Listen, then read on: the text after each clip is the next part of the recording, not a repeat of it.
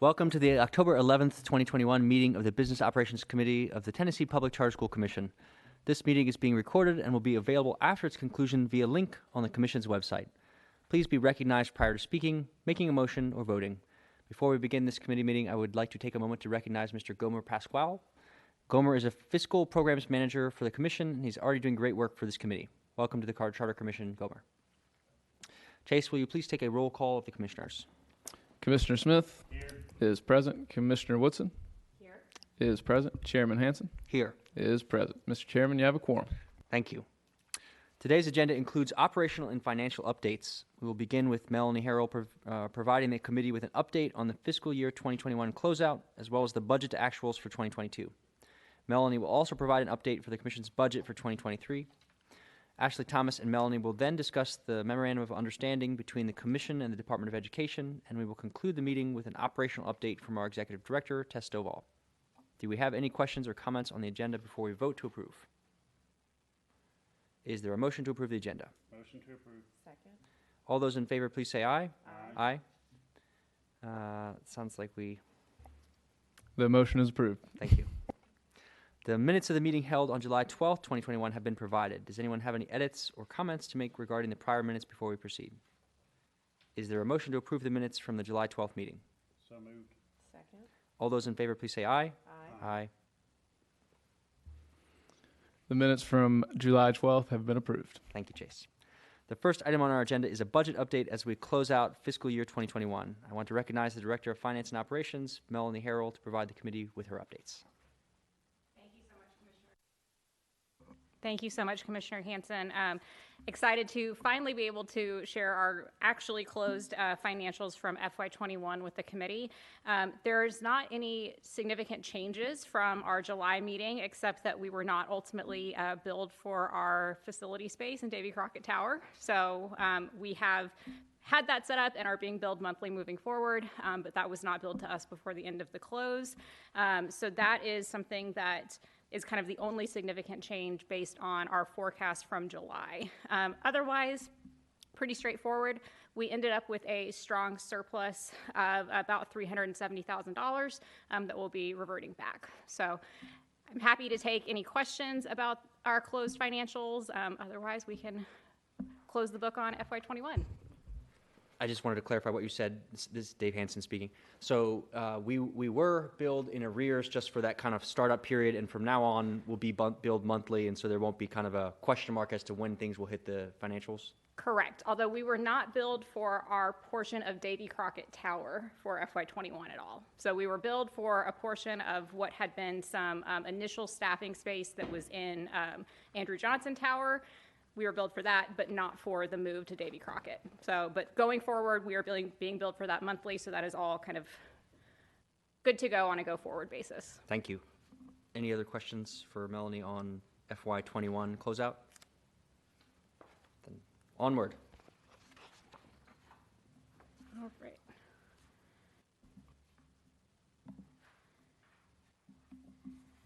Right, thank you so much. We have also updated our current FY22 budget to actuals to reflect where we were at the end of August. So this gives a reflection of our current spending and our drawdowns. A couple of things I want to note here is that we have reduced our authorizer fee projections very slightly. That's due to a slightly lower than anticipated enrollment at 2 of our schools. So you'll see that has been reduced a little bit.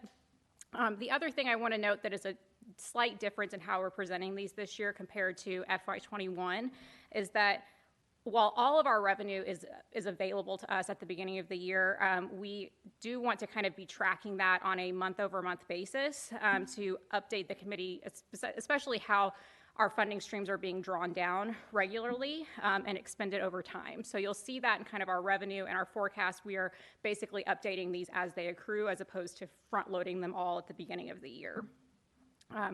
So something else that I want to note, we are still, when this budget was approved, we were projecting a significant surplus, about $566,000. We are still projecting a very significant surplus as of now, but we do have some slight changes, particularly to our compensation strategy that have impacted the budget. So a couple of reasons why there's a slight overage on salaries, benefits, and total compensation is that we hired some positions based on capacity needs a little bit earlier than we'd initially projected. We also found that when we had final paper performance bonuses that were released by the state for FY21, those came in up slightly higher than we'd initially budgeted. It's a good thing. We have people on our staff that earned kind of additional performance incentives, and that money was added to our budget by FNA. So those were kind of hard numbers that we didn't have before July, but we do have now. And so there's some slight increases for longevity and some paper performance as well. So that has added a little bit to that salary and longevity line item. We have also made a couple of slight assumption changes to our hiring schedule to make sure we can attract top talent for some of the really key positions that we have that we'll be filling over the next year, to make sure we're very well prepared for our ASD transition and the additional capacity that we'll be taking on over the next year. So we will be continuing to watch this closely to make sure that we're updating any significant changes. Again, we're kind of just saying this is just a slight impact on the amount of surplus that we have, but we still have a very strong surplus projected of about $480,000. So that's where we stood as of the end of August, and I would love to take any questions from the committee. Thank you, Melanie. One quick question. As we heard earlier when the Committee of the Whole met, Dr. Carney gave the presentation where there were, I think, 3 additional positions allocated. Is that reflected in the salaries for this fiscal year, or is all of that for the next fiscal year? So we received 5 additional positions from the General Assembly as part of the ASD transition bill. So we built into our forecast the timing that we anticipate bringing those positions on. So I know Tess is going to give a little bit more of a detailed update on staffing as part of her operational update, but we have built in kind of when we are anticipating rolling those people on as part of the forecast. So it does include those positions, but not necessarily the full year of what we would see those positions be at next year. So with the amount that was fully put in there for this year, I mean, I'm showing right now that we are in a deficit of 82, but it looks like the salary component with the actual and forecast is not much different than the original, I think, 10 positions that we had originally budgeted. So with that 5, we're not actually in a deficit, we're in a surplus. It's just not being reflected right now on this in front of us. Correct, yes. So that's something that I think is a little wonky about the variance, is that we're in a deficit that is just, we have a slightly lower surplus than we initially anticipated we would. But that's correct. And this is not, we never budgeted to kind of exhaust our salary equity dollars that we have for this year. Again, knowing that to have a full year's worth of salary, we need to make sure we have that cushion for next year. So we have not exhausted our salary equity dollars by any means, but that is just, we have front-loaded some positions a few months earlier than we anticipated, which is where that change in the forecast is coming. And then can you, just looking at the authorizer fee is the only other thing that seems to be about $25,000 less than we had anticipated. Can you explain why? Yeah, so our authorizer fee is always our most variable part of our revenue. And so we certainly push our schools to give us as accurate numbers as possible so that we can plan. But as we get kind of through the initial couple of weeks of school and we see how enrollment shakes out, we're always going to be changing that slightly. So in this case, we had 2 schools that have slightly lower enrollment than was projected at the end of last year, and so that is where that slight decrease has come into our authorizer fee. But we keep a pretty close eye on that. We make sure that we have built-in contingencies around that, so it's not an amount that is concerning to us at this point. Okay, so going forward, I mean, right now we're at however many schools we've got, you know, as that continues to grow, I mean, do you kind of see it holding at about a 3.5% fluctuation variance that we probably need to kind of build in, that we're maybe undershooting what we think rather than overshooting, just so that we don't hit a cap or anything in the future, especially as we grow more, because 3.5% of 4 or 5 is different than if there's 20. Yes, absolutely. That is very much something that we keep in mind. Also, never would budget for kind of 100% of our authorizer fee revenue, acknowledging that it's so variable. So that's very much something that we keep in mind. And something that I think, as we get more down the line in kind of our authorizing game, you have to be, we are very aware that we will have to be able to shift through kind of an order of magnitude of scale as we go forward. So that is something that we are certainly keeping in mind, and definitely, I would say, hold anywhere from between 10 and 15% variance, not sort of 3 or 5. Melanie, Dave Hansen. So can you remind us on the authorizer fee, is that tied to average daily membership one, and does that mean that, is it fluctuate in terms of we get a bulk of it in November, December, January, or is it pretty level throughout the year? So we have the ability to front load our entire authorizer fee. So we don't have to kind of draw that down incrementally. We have that all at the beginning. Of course, we have to watch it closely, but it's 3% of the ADM for each school. So it's essentially 3% of their BEP payments. Again, we get it all at the beginning of the year, but we do have to watch it to make sure there's not any significant changes that would happen throughout the course of the year. Great. Jace, can you make sure we put wonky in the minutes as a defined term from Melanie? Other questions for Melanie on the fiscal 22 budget before we talk about the fiscal 23 budget? Thank you for the update on the fiscal 22 budget. Yeah, no problem. And on FY23, we don't have a whole lot in terms of changes there. We anticipate we will be certainly bringing an updated FY23 budget after we kind of find out more about how many schools will be coming on, what we see as our projected enrollment changes, because again, that will be the key driver of how things change, will be based on how many schools we think we're adding and what those enrollment projections look like.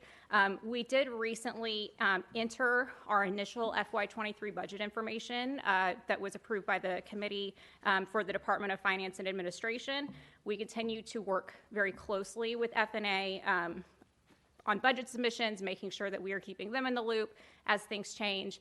They know that they anticipate a revenue expansion from us once we get kind of more firm numbers, but that will be an ongoing conversation throughout the rest of the year. So we were advised by Finance and Administration that we would need to incorporate potentially an increase to our budget for our greater than expected rent that will be coming when we move into our new space in Davy Crockett on the 8th floor. So, Tess is going to give a more detailed space update, but as part of Project Tetris, as it's known, kind of the statewide reshuffling of office space, we were asked to move to the 8th floor. That build out is covered almost entirely by the Department of General Services as part of the larger project, but we did find that it would increase our rent, and there has been some question about would that be captured moving forward by General Services, or is that something that we need to add to our budget? We did go ahead and add that to our budget for our initial adjustment request, but I do think that is something that there may be some changes coming forward about how exactly that will shake out. But that is one item that we are also watching to make sure that we're capturing that in any additional requests we need to make of the General Assembly. Again, acknowledging we did not request this move, we were asked to move, and so making sure that we're very clear on how that's being incorporated moving forward. Eddie Smith. One last thing, and I know the governor announced it this week, and things are going to move fairly quickly as they look at the BEP. First of all, God bless whoever ends up on that committee, but because it's going to, things are going to move very quickly, I think what would be nice is just some summaries as proposed changes are looking at how that could positively and negatively impact us, because by the time we meet again in December, things could look way different than they are now. And, I think just kind of keeping everybody, I don't know if it's the best way of communicating, but here's the positive and negative of every proposal, because that could vastly change what the numbers are going to look like going into next year for everyone. Yes, So just, again, Tess, are you on that review committee? Tess Stovall. I have certainly not been asked yet, but would welcome participation on that committee. I think I appreciate that flag, because what I will continue to communicate in my update to the governor's office and others is that our funding in particular is directly impacted by any changes to the BEP. And so we will be most acutely impacted positively or negatively about any changes. And so we will make sure that we are communicating with you all regularly and advocating for both what's best for students and also making sure that we as an agency are set up for success. Absolutely. I don't think I have any other questions for Melanie. I mean, I think just a flag for our team as we're thinking about, obviously this is like a 3D, maybe 6D Rubik's Cube of like ASD, BEP, and number of schools, number of kids, ADM. So I feel like that's just sort of a question for us as we're thinking about staff build out and other changes to just be mindful of. So any other questions for Melanie on? Go ahead, Mr. Stovall. Tess Stovall, and Gomer will laugh at me when I say this, but I think there's also a possibility that we think about, I wouldn't even say in the future, but thinking about, are we showing you all a very conservative budget that takes into account a 10% reduction in enrollment, knowing that that's not actually what revenue may ultimately be. But so I think it's a question that we can continue to think about is, are we using real numbers or fake numbers? And Gomer is going to laugh at me because he and I had lots of conversations when he was at the department, but I always want to make sure that we are underestimating so that we can have a surplus. But then that means that what we're presenting to you all in terms of an authorizer fee may be under a conservative estimate, because it really depends on ADM, local tax revenue, true ups, you name it. There's a lot of factors. And so I think that's just a conversation that we would like to continue to hear feedback from you all of presentation of how can we best capture this Rubik's Cube.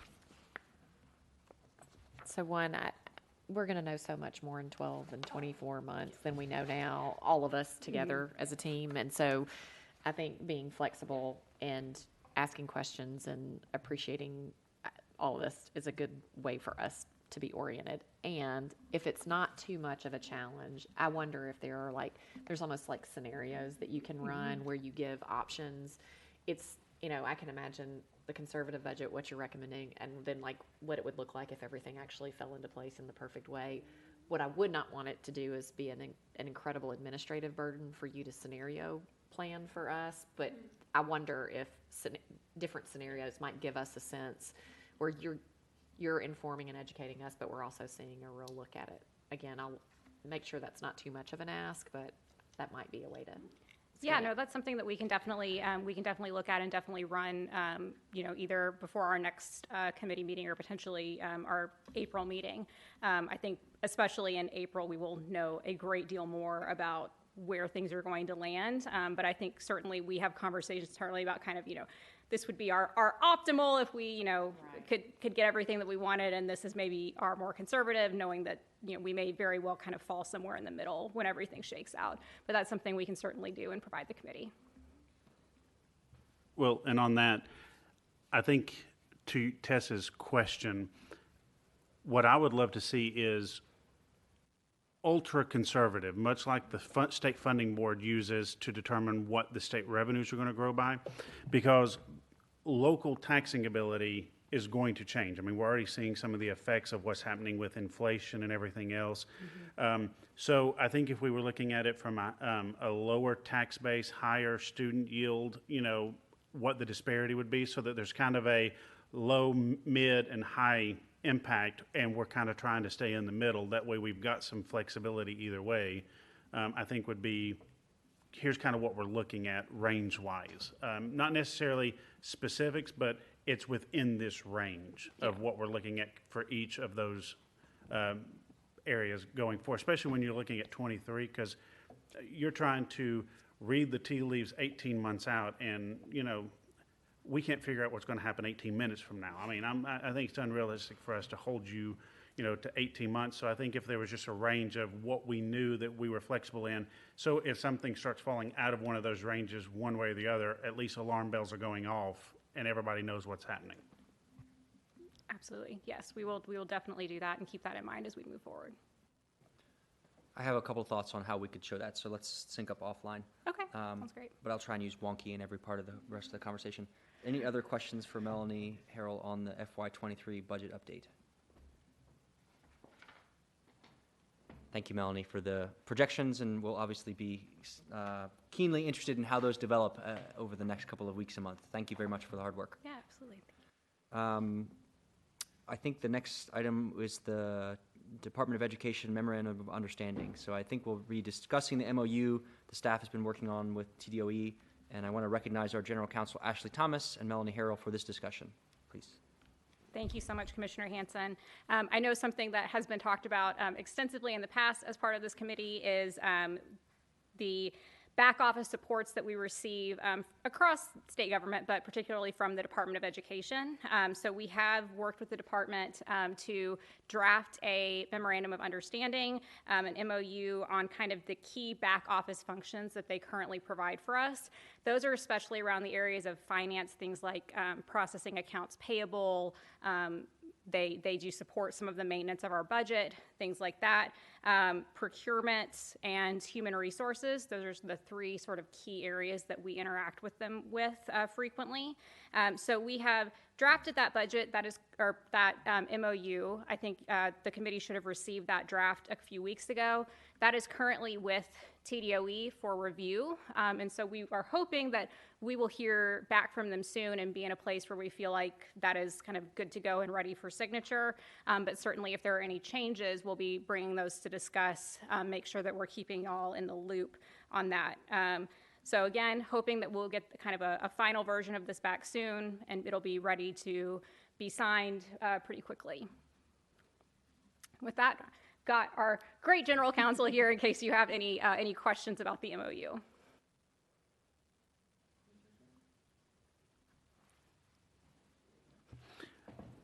Only question I have, and maybe you can just, is there an estimated cost associated with, because I did read it, is there an estimated cost of what you all are saying, this is what we're agreeing to pay?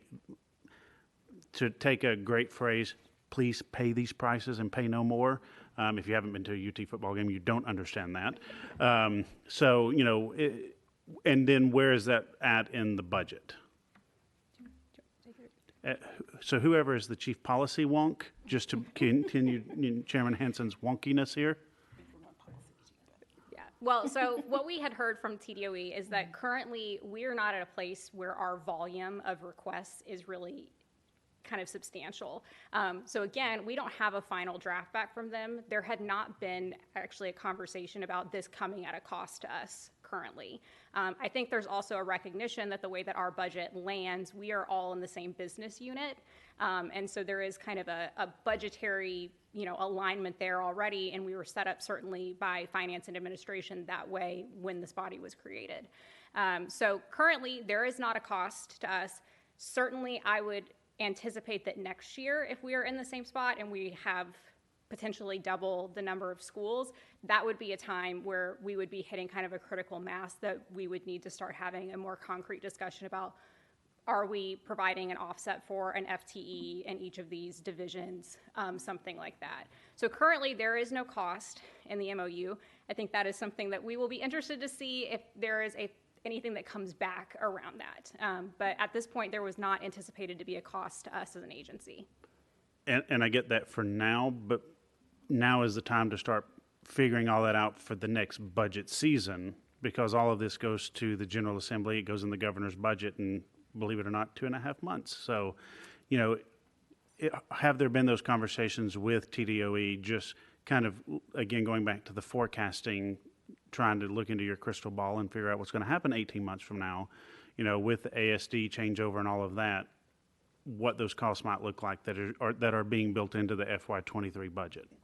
Yes, so we did have a placeholder in the FY23 budget for that, where we earmarked it as part of a state agency professional service line item. So we did have a cost kind of held there. It was, of course, an estimate. So I think it is definitely a good flag for us to be thinking about getting more concrete with the TDOE about, again, thinking about kind of scenarios. If we are saying we're adding X number of schools, what do we think the cost would need to be? If we, see that we're here, what would that be? I think once we get a better sense of our scale, that will also be a better place to kind of have those conversations more concretely. But that's a great flag, and we will keep that in mind. And Commissioner Smith, I will make sure I talk with the department as we're working through these negotiations. As Melanie stated, it's with them now. And so I can easily reach out to her. She contacted me on Friday, just to tell me that they are still working through their different divisions, in looking at the MOU, but that is something that we would definitely add to the conversation.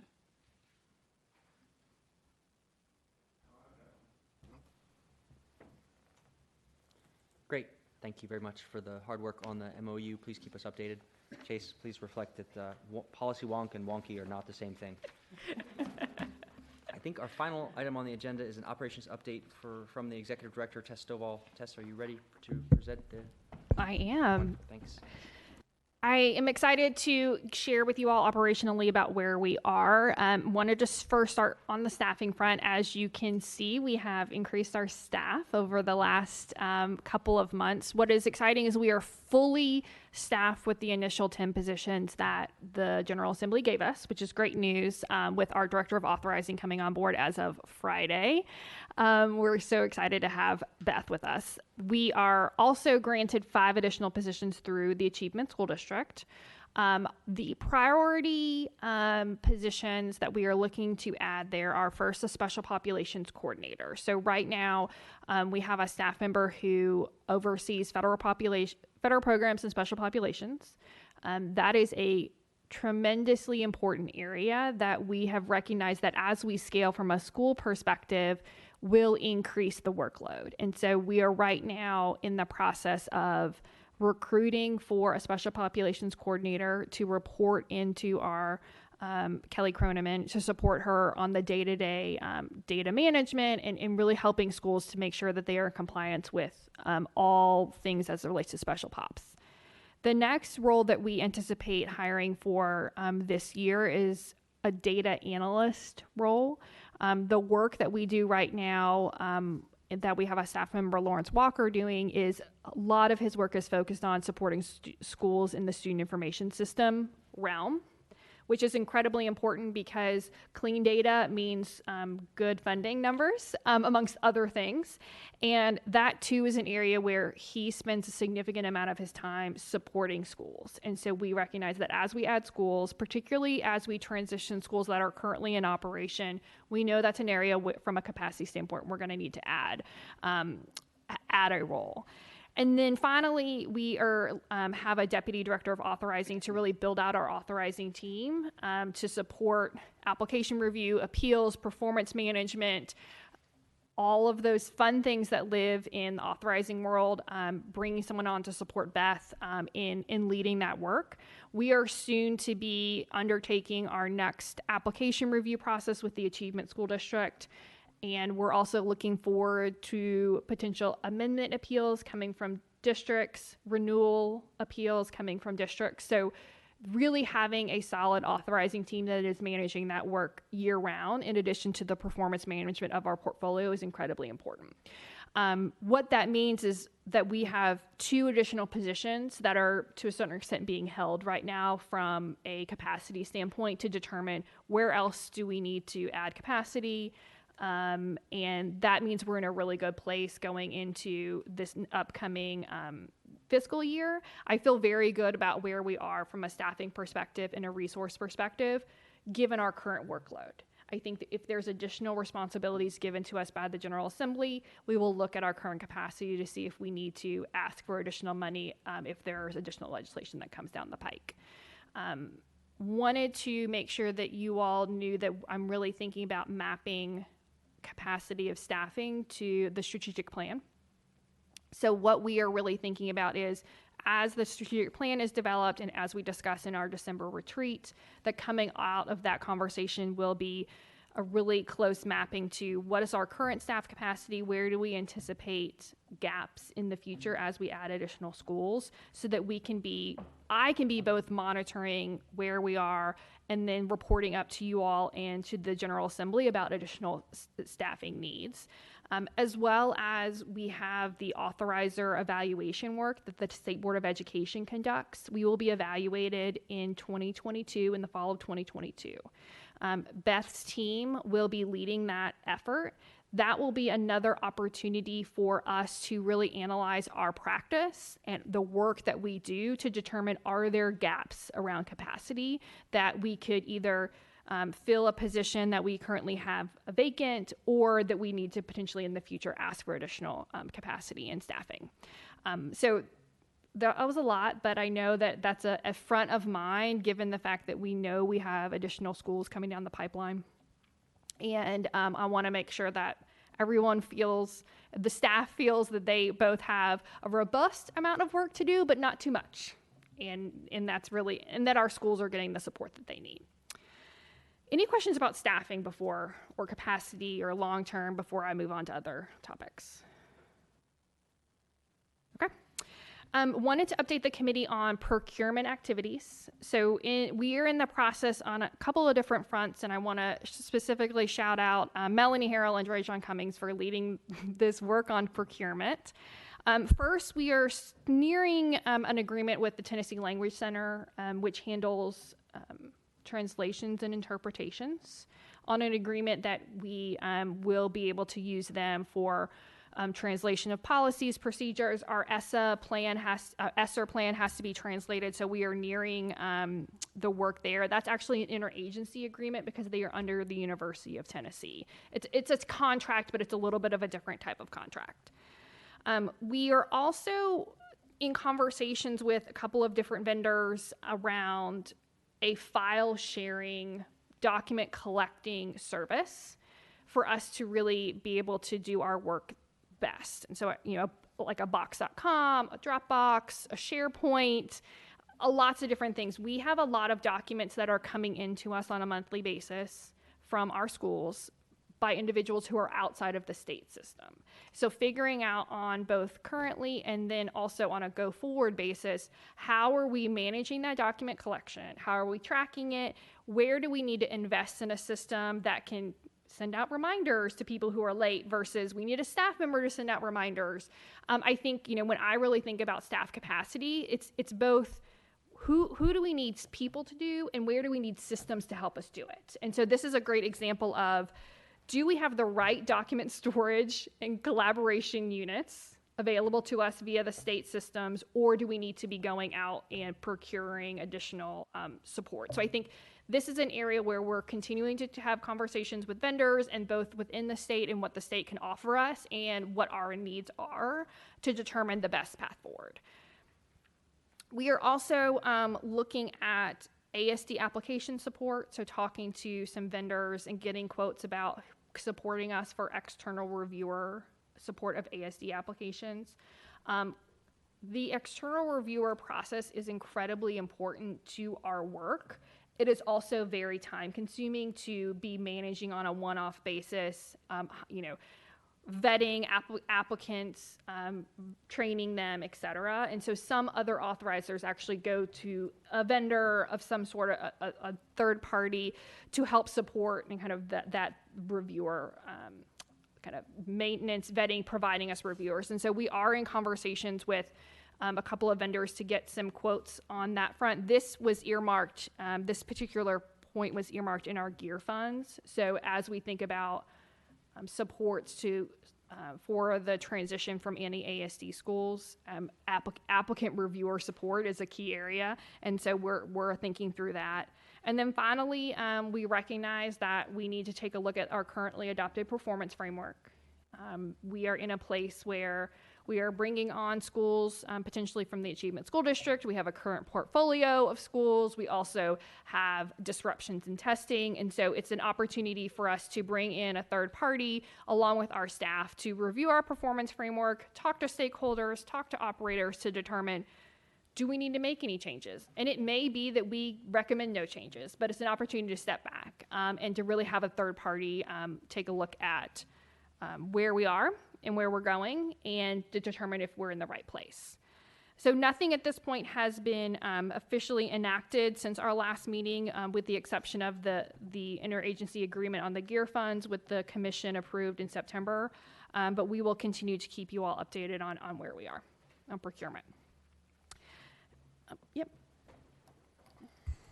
And Tess, again, I know I mentioned this months and months ago, but especially as we've gotten more staff, I think, especially as you look at like some of these fee-for-service contract document storages and stuff, we need to make sure that we keep in mind that whatever we go with, that somehow it ties back to Edison, so that, again, so that if an employee leaves or is terminated for any reason, that their access to all of these information systems are cut off, so that we don't run afoul of any issues with the comptroller's office down the road. We don't want any findings when it comes to their review of systems. Thank you, Commissioner Smith. Absolutely. And I will say that we have been working hand in hand with the Central Procurement Office on all of this processes. And that's one of the things that we are talking about with the information technology folks as well, is making sure anything that we would procure would be signed off by the state's IT folks in that same vein. Thank you.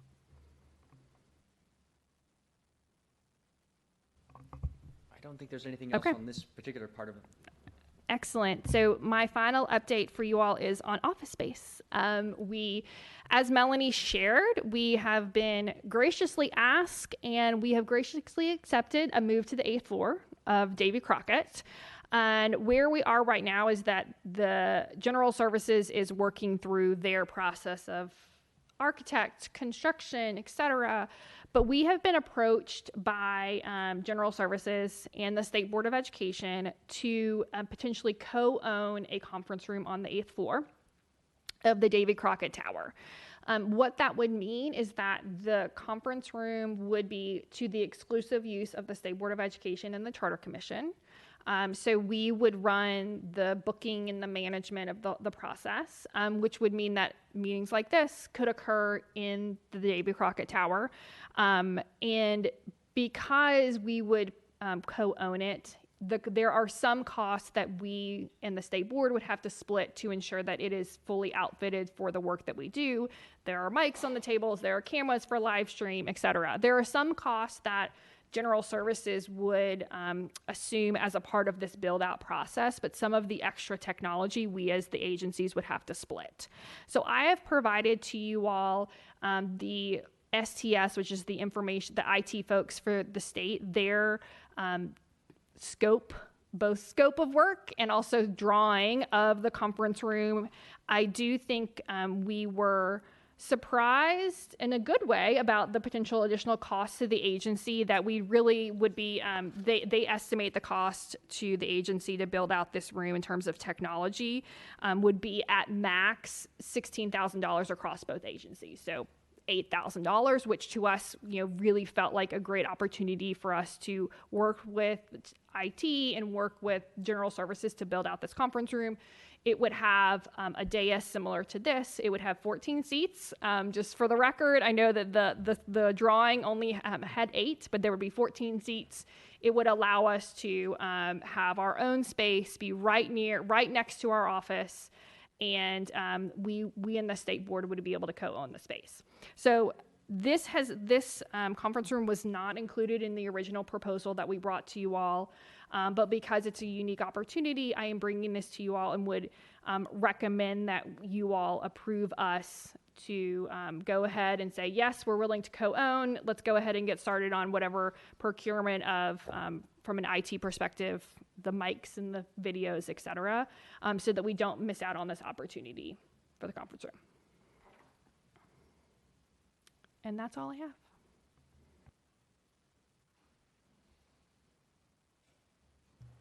So I have zero problem with co-owning the space, but just from looking at this and where I sat earlier way over there, it's hard to see just one screen. So if nothing else, maybe talk to them about, is there I think one large projector is great, perhaps a TV that might be an 80-inch or something that could be in another area that could serve as a supplemental screen just for people, because you don't want everybody, if they're sitting over here, having to turn around and look behind them. So just maybe think about it. I know that might increase the cost a little bit, but I think it would be well worth it in the long run. So does that need a motion that we co-own the space? Yes. So what I would like is an affirmative from the committee that you all are comfortable with us moving forward with that, so that we have that stamp of approval in our conversations with General Services. Can I ask a quick clarifying question? And if I've missed it, I've looked a couple of times, so I don't think I have. I'm very comfortable with this. Makes sense to co-own. It's a great team. Y'all will work right together. It all makes sense. Is there a numbers budget attached to this request, or is it just like the concept? So down at the bottom of page 1, I've included what the recurring rent costs would be for the office space and the conference room would be $77,000 a Right. year. The amount of additional rent requests that this would be about $15,000 a year.